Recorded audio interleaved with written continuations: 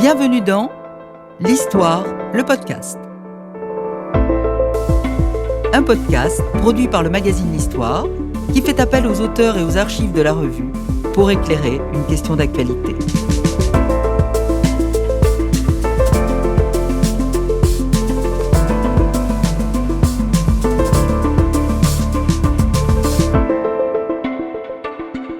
Un épisode présenté par Clément Fabre. Les noms d'Abdelkrim el-Khattabi et de la bataille d'Anwal ne vous disent peut-être rien, mais ils ont galvanisé, plusieurs décennies durant, toutes celles et ceux qui, à travers le monde, luttaient contre l'oppression coloniale ou prenaient les armes contre plus fort qu'eux. Ce n'est certes pas dans le Rif, cette région montagneuse au nord-ouest du Maroc, que s'est inventée la guérilla, mais la lutte qui ont mené dans les années 1920 contre les troupes conjointes de l'Espagne et de la France, les quelques dizaines de milliers d'hommes conduits par Abdelkrim, a inspiré aussi bien Ho Chi Minh au Vietnam qu'Ernesto Che Guevara. La guerre du Rif n'a rien, en effet, de ces petites guerres au loin que les puissances coloniales balayent alors volontiers comme de simples expéditions ou des opérations de pacification. Non, la France et l'Espagne, qui se sont partagées en 1912 le Maroc en deux protectorats, jettent dans la bataille des moyens considérables, artillerie lourde, chars, avions, armes chimiques et des troupes dont les effectifs atteignent les 350 000 hommes. Car face à eux, la résistance rifaine prend le tour d'une organisation étatique, la République du Rif, qu'Abdelkrim proclame au début de l'année 1923 et dont il cherche en vain à faire valoir la légitimité comme État indépendant devant la Société des Nations. C'est là, sans doute, la grande originalité de la guerre du Rif, dernière guerre de résistance à la conquête et première guerre, déjà, d'une décolonisation qui ne dit pas encore son nom. Pour en parler, j'ai le plaisir de recevoir aujourd'hui l'historienne Aurélia Dussert. Aurélia Dussert, bonjour. Bonjour Clément Fabre. Vous êtes maîtresse de conférences en histoire contemporaine à Aix-Marseille Université, spécialiste d'histoire du Maghreb et des empires coloniaux. Vous avez travaillé d'abord sur l'histoire de l'exploration et des savoirs cartographiques au Maroc et aussi, plus récemment, sur l'histoire impériale de Marseille, au sein notamment du projet collectif Mars Imperium, dont je conseille d'ailleurs à nos auditeurs le riche portail numérique. Et vous avez co-dirigé en 2023, avec Mathieu Marly, un dossier de la revue 20 et 21 sur l'histoire de la guerre du Rif.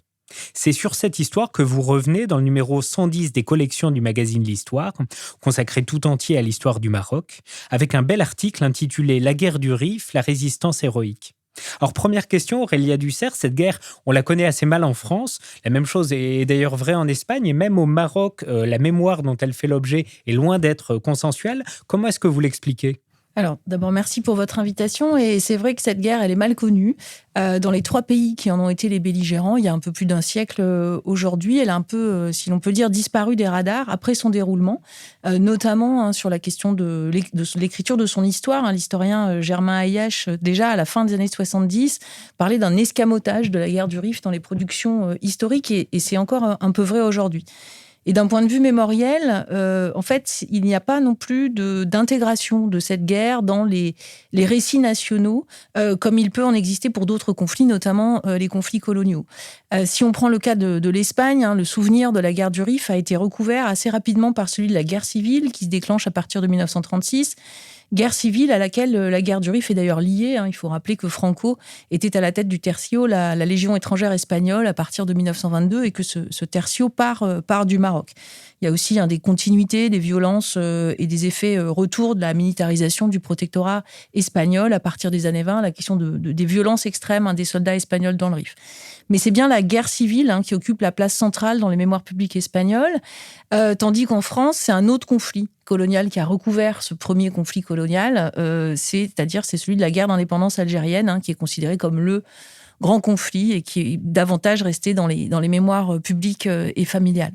Oui, et donc, on a ces mémoires françaises, ces mémoires espagnoles, et côté marocain, c'est pas beaucoup plus simple, parce qu'effectivement, c'est pas une guerre à l'échelle du Maroc, c'est pas une guerre menée par des dirigeants qui seraient reconnus à l'échelle du pays entier. Donc, comment est-ce que la mémoire de ce conflit a été travaillée, a été assumée, invisibilisée peut-être dans le Maroc de l'après-indépendance ? Alors aujourd'hui, on peut quand même dire que Abdelkrim paraît être intégré à l'histoire nationale. Il y a des noms de rues aujourd'hui baptisés du nom du leader rifin, mais sa figure est est loin d'être consensuel. Et en fait, c'est surtout la question des liens entre Abdelkrim et le sultan qui n'est pas tranchée par les historiens. Il faut aussi quand même rappeler que si Abdelkrim se bat contre la présence coloniale espagnole, il le fait à une échelle locale, qui est celle du Rif, qui dote d'un embryon étatique, qui est sinon concurrent, du moins juxtaposé au pouvoir du sultan et de son gouvernement, qu'on appelle le Marsène. Donc il est dans une dynamique séparatiste. D'ailleurs, il va plaider la cause de la souveraineté du Rif devant la Société des Nations. Et donc, effectivement, dans le Maroc indépendant, cette mémoire de la guerre cette guerre du Rif a été analysée de façon différente pour la question. Voilà, le débat a porté sur la place d'Abdelkrim dans le nationalisme marocain. Donc, en gros, pour résumer rapidement, il y a deux tendances. Une tendance qui est celle développée par l'historien Abdallah Laroui, qui a travaillé sur les origines du nationalisme marocain. Pour lui, il y a un hiatus entre le mouvement rifin, vu comme un mouvement montagnard berbère, qui serait un mouvement des marges, et un centre où Laroui distingue une alliance entre le Marsène et les élites citadines. Donc pour Laroui, le nationalisme marocain s'est développé comme un mouvement urbain, citadin, bourgeois et lettré, donc s'opposant à cette résistance vue comme une résistance berbère appartenant à ce qu'on appelait la Siba, c'est-à-dire la dissidence. Et à l'inverse, d'autres historiens, comme Germain Ayache, ont au contraire réintégré la figure d'Abdelkrim dans le récit du nationalisme marocain, en faisant d'Abdelkrim un partisan du sultan, sans doute au prix d'une réécriture de l'histoire. Donc là, effectivement, c'est un peu à la fois compliqué de répondre à cette question, mais il faut aussi voir que cette situation dans le Maroc indépendant, la mémoire du conflit, il faut la considérer à différentes échelles, vous l'avez rappelé, l'échelle nationale, on vient de le voir, mais aussi l'échelle locale, rifaine, et on connaît la situation particulière du Rif dans le Maroc indépendant, et rappelé juste en 1958-1959, il y a une grande répression qui est menée dans le Rif contre des manifestations organisées notamment par un leader dont les liens avec Abdelkrim sont connus. C'est à cette occasion-là que dans le Rif, la mémoire du conflit a été réactivée dans cette idée de continuum d'une violence exercée par un pouvoir central. Alors oui, on a ce jeu d'échelle, échelle rifaine, échelle marocaine, mais ça va plus loin parce que une partie du paradoxe, c'est que cette guerre, en partie oubliée en France, en Espagne, embarrassante au Maroc, elle s'est imposée dans des mémoires bien plus larges, mondiales. Le nom de la bataille d'Anoual, donc cette grande bataille remportée au début de la guerre, à l'été 1921 par les troupes d'Abdelkrim, c'est une guerre qui a résonné pour des indépendantistes dans le monde entier. Est-ce que vous pouvez nous dire quelques mots de la diffusion de la mémoire de ce conflit à une échelle bien plus large que celle des seuls belligérants ? Alors, effectivement, il y a eu la dimension anti-impérialiste de la guerre du Rif a été réactivée après la Seconde Guerre mondiale, au moment des luttes pour l'indépendance de la part d'un certain nombre de pays colonisés. Et donc, à ce moment-là, Abdelkrim a été un des combattants pour le nationalisme maghrébin à une échelle maghrébine, mais aussi plus large, puisqu'Abdelkrim a aussi été un théoricien de la lutte armée, dont le souvenir a été réactivé au-delà du monde arabe par les combattants du Vietnam, où, vous l'avez dit en introduction, par Che Guevara. Alors bon, il y a beaucoup de légendes autour notamment de la rencontre entre Guevara et Abdelkrim qui sans doute n'a pas eu lieu, mais Guevara a été formé par un ancien pilote engagé dans la guerre du Rif du côté espagnol, Alberto Bayo, qui est auteur à la fin des années 50 d'un ouvrage théorique sur la guérilla qui a été abondamment traduit et largement diffusé. Alors, sur ces mémoires toujours de la guerre du Rif, vous expliquez dans le dossier que vous coordonnez avec Mathieu Marly qu'en organisant en 2021 un colloque sur l'histoire de la guerre du Rif, vous avez mesuré que certaines mémoires restaient très vives, bien plus que vous l'aviez soupçonné, notamment sur la question de l'usage des armes chimiques et de leurs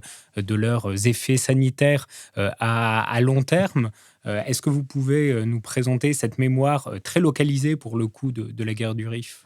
Donc il y a un certain nombre d'associations, à la fois dans le Rif et la diaspora rifaine, qui est nombreuse, notamment aux Pays-Bas et en Belgique, qui demandent à la France et à l'Espagne de reconnaître l'utilisation de ces armes chimiques et demandent des réparations. Donc on a dans le dossier que vous évoquez, 2 collègues marocains, Badiha Nahas et Zakaria Rani, qui ont mené des enquêtes auprès de certaines de ces associations.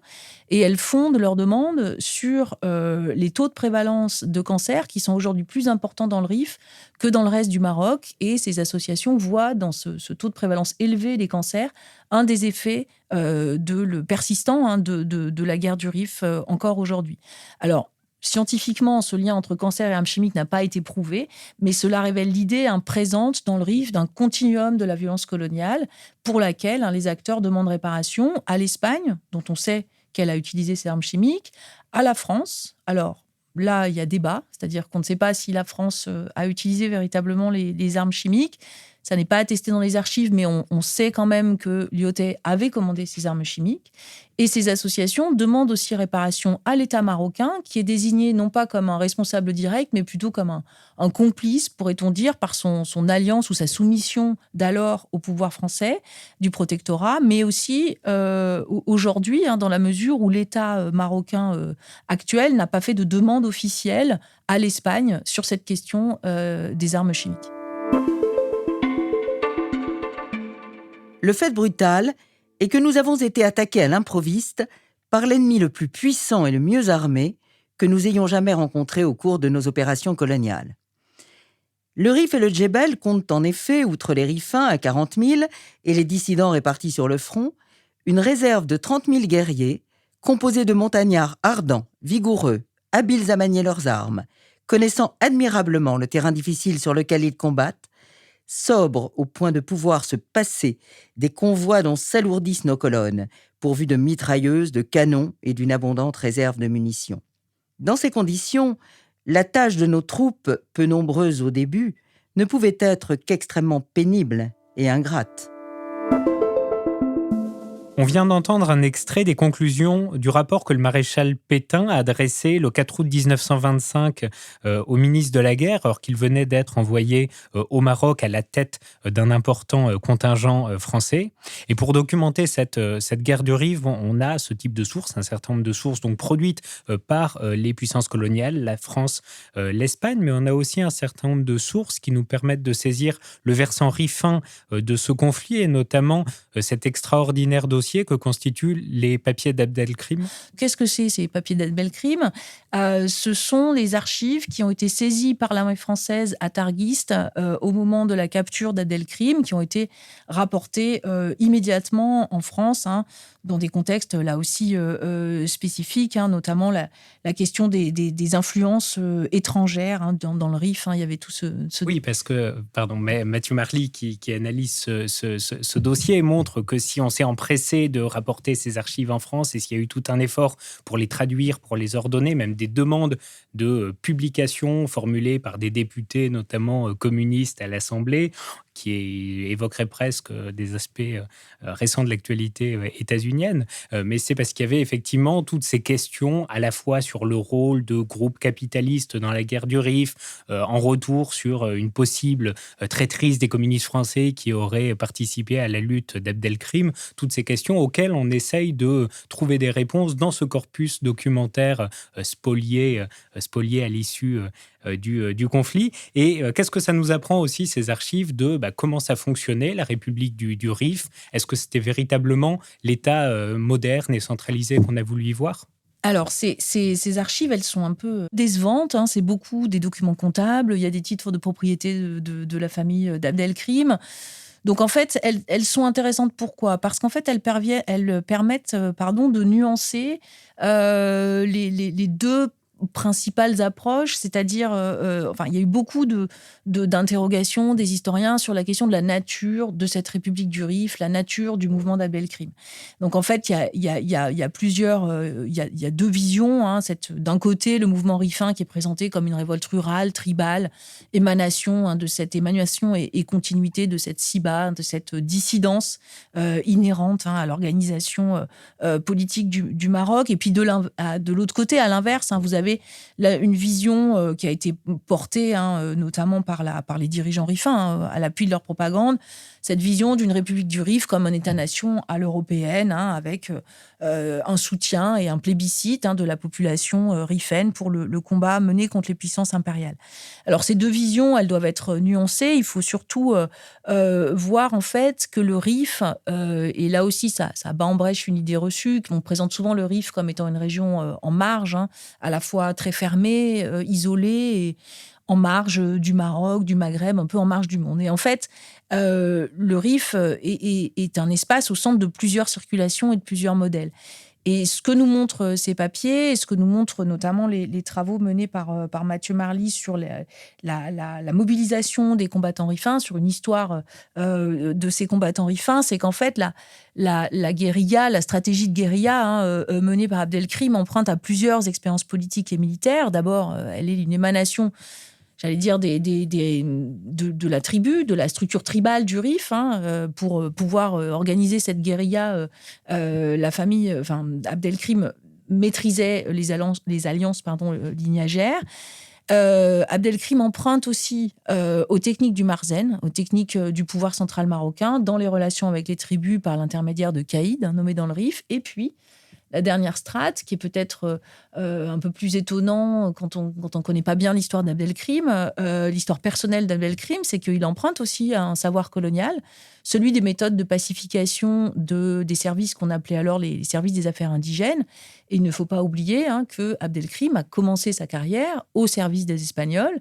Il était fils d'un juge lui-même au service des Espagnols, et il connaît donc ces tactiques coloniales de division des tribus, de ralliement des notables et de mobilisation de partisans armés. Donc, l'intérêt de ces archives et de ces nouvelles approches, c'est qu'on voit la capacité d'organisation, l'habileté politique des dirigeants rifins, qui par ailleurs maîtrisent aussi les codes de la rhétorique internationale, l'autodétermination, la question de l'existence de la SDN, la mobilisation aussi de l'internationale communiste au même moment. Alors on a ces papiers d'Abdelkrim, on a aussi le témoignage d'Abdelkrim, tel notamment qu'il est récolté par le journaliste français Jacques-Roger Mathieu, qui accompagne Abdelkrim en bateau vers sa terre d'exil en 1926. Écoutons à ce propos la manière dont le leader rifin raconte la victoire d'Anoual en 1926 face à ce journaliste français.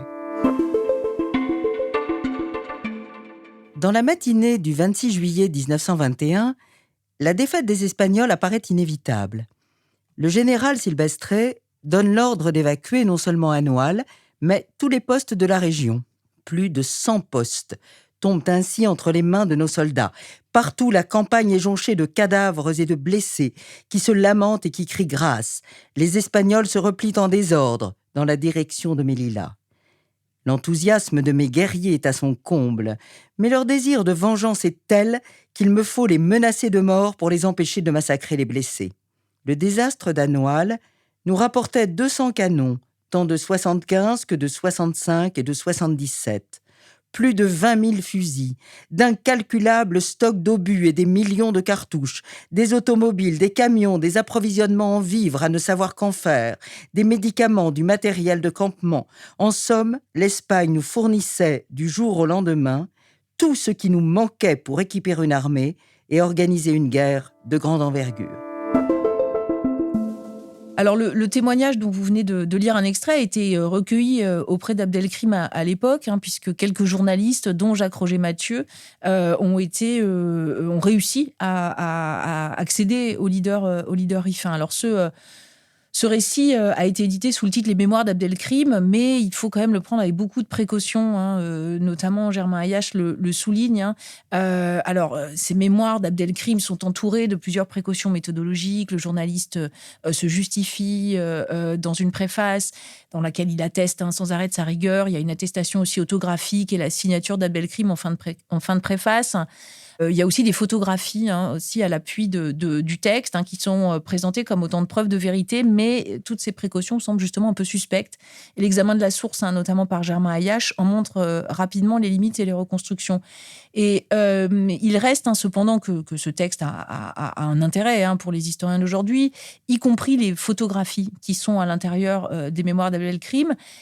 Mais sur ces photographies, il faut là aussi prendre un certain nombre de précautions, et c'est ce que montre Mathieu Marly dans un article récemment paru dans l'Encyclopédie d'histoire numérique de l'Europe. Il étudie une de ces photographies devenues virales qui montre des soldats espagnols qui brandissent des têtes coupées de combattants rifins. Et cette photo, ce qui est intéressant, c'est que dès les années 30, elle a été détournée, elle a été attribuée aux soldats républicains, aux franquistes lors de la guerre d'Espagne. Elle a aussi été détournée au début du XXe siècle dans d'autres contextes. Mais il reste que cette photo témoigne, une fois recontextualisée, de la violence de l'armée espagnole et des légionnaires à l'encontre des populations rifènes. Cette légion, on l'a dit tout à l'heure, fondée en 1920 sur le modèle de la Légion étrangère française et dirigée à partir de 1922 par Franco. Cette violence extrême, parfois des soldats espagnols dans le Rif, elle s'explique notamment par la lourde défaite d'Anoual. Il faut rappeler les 10 000 hommes perdus, les nombreux prisonniers. Et cette défaite a été largement documentée par la presse espagnole, qui n'hésitait pas à en montrer les aspects les plus terribles, notamment par les photographies de cadavres. Et elle a alimenté une propagande qui visait à déshumaniser l'ennemi. Donc si cette photo se retrouve dans les mémoires d'Abdelkrim, elle aurait été remise aux journalistes par le chef rifin lui-même, mais là aussi, il faut prendre un certain nombre de précautions. Si cette photo se retrouve dans les mémoires d'Abdelkrim, c'est parce qu'elle a aussi pu appuyer la propagande rifaine et le sentiment anti-espagnol. Et cela dit beaucoup aussi la capacité d'Abdelkrim à se saisir de la presse au service de son combat. Rappelons que quand il était au service espagnol, il a aussi lui-même écrit dans un journal espagnol. On écoute la manière dont Abdelkrim aurait commenté cette photo en la remettant à bord de son navire au journaliste français Jacques-Roger Mathieu.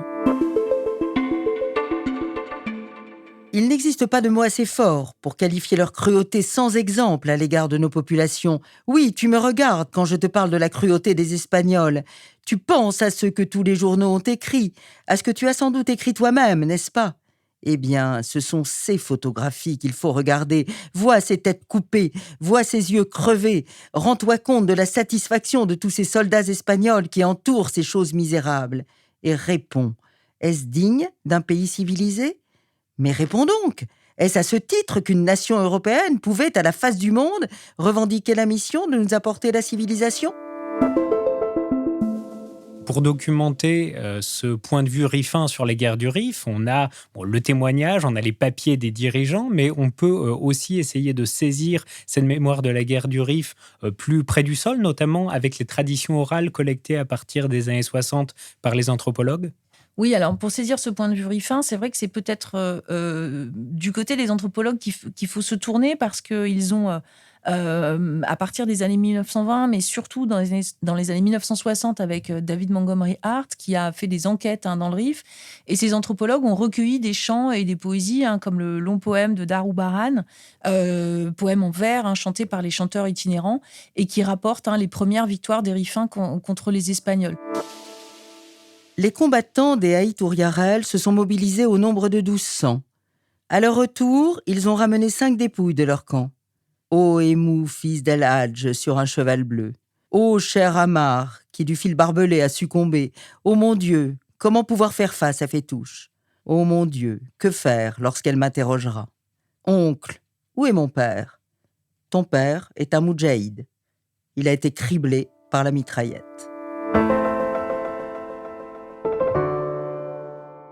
Alors, à partir de l'étude de ces sources en plusieurs langues, de différents formats, quels sont les aspects les plus importants, à votre avis, les plus novateurs dans les travaux qui sont menés en ce moment sur cette guerre du Rif, sur cette République du Rif ? Alors, la question est plutôt aujourd'hui de faire une étude interne au mouvement rifin. Comment, par exemple, Abdelkrim se sert d'une propagande très active pour mobiliser les rifins à l'intérieur du Rif, par diverses stratégies politiques et juridiques. Il faut peut-être rappeler qu'il impose le droit islamique contre le droit coutumier. La charia doit permettre d'unifier le droit, d'échapper aux divisions, aux vendettas qui ravageaient le Rif. Il y avait une grande violence, bien évidemment, au sein des rapports politiques au sein du Rif. Cette imposition du droit islamique, elle ne s'est pas faite sans résistance, puisque c'était dépouiller une partie des notables de leur pouvoir. Et donc, il y a eu là aussi des oppositions à Abdelkrim à l'intérieur du Rif.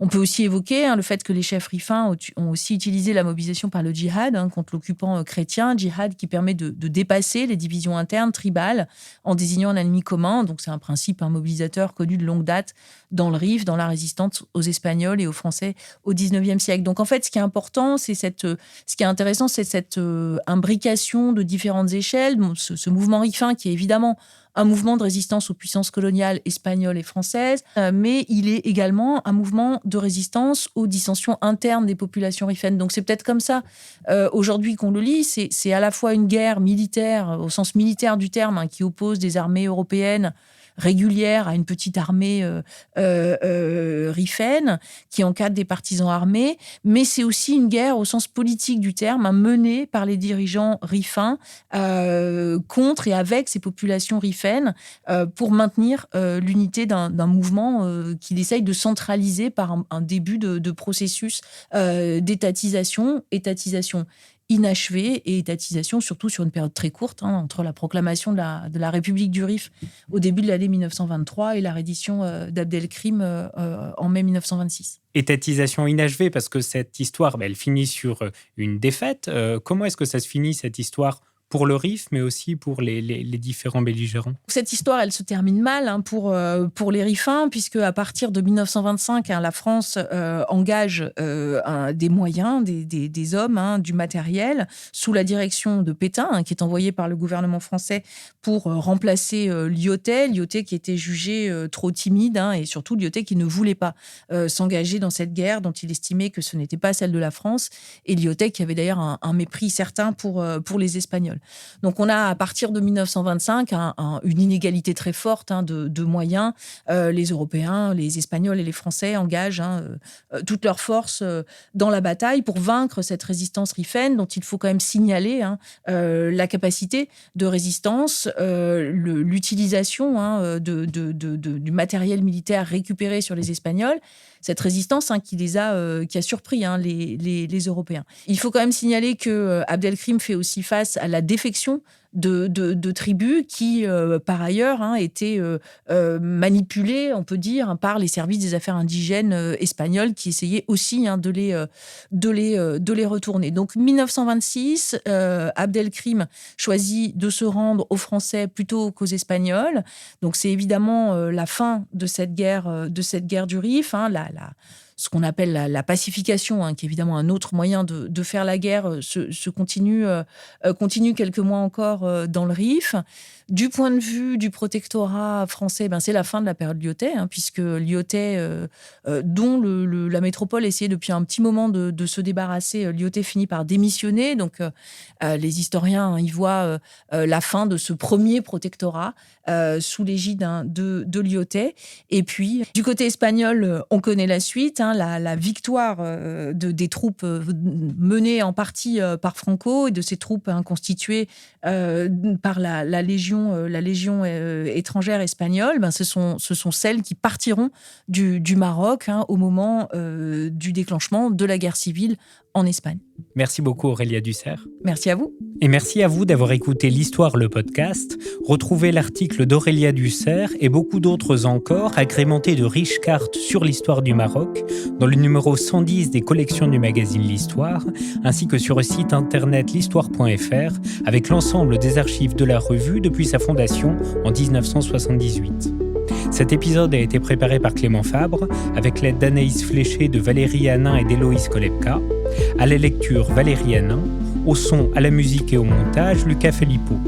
Rendez-vous le mois prochain pour un nouvel épisode.